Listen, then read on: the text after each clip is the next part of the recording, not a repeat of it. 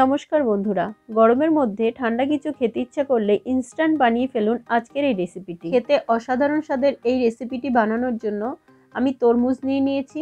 এই তরমুজ আমি পিস করে কেটে নিয়েছি। এবারে ওই কাটা টুকরোকে আমি আরও ছোট করে কেটে নিচ্ছি।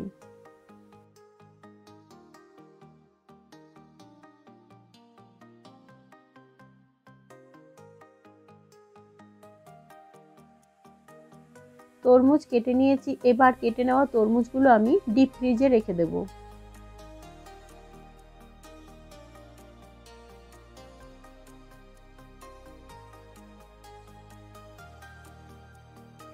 তরমুজ যখন জমে যাবে, অর্থাৎ তরমুজ বরফের মতো শক্ত হয়ে যাবে, তখন এটি আমি ফ্রিজ থেকে বের করে নেব।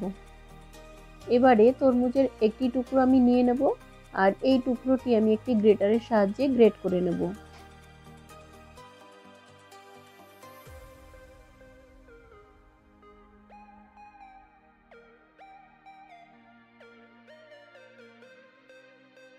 একটি টুকরো গ্রেট করে নেবার পরে আমি আরও একটি টুকরো নিয়ে নিলাম।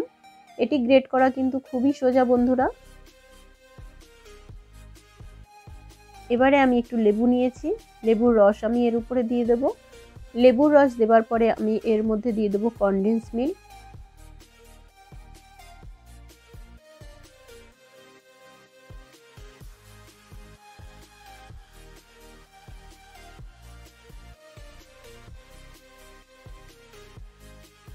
তৈরি হয়ে গেছে আজকে দুর্দান্ত স্বাদের এই রেসিপিটি।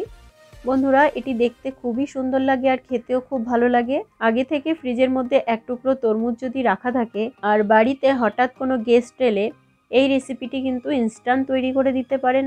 তাতে আপনার সময়ও বেঁচে যাবে আর আপনার গেস্টও খুশি হয়ে যাবে। তবে একটা জিনিস বন্ধুরা খেয়াল রাখবেন, এটি কিন্তু খুব তাড়াতাড়ি গলে যায়, তাই এটি বানানোর সঙ্গে সঙ্গেই পরিবেশন করে ফেলতে হবে। তো বন্ধুরা, আজকে আমার এই ভিডিওটি আপনাদের কেমন লাগলো?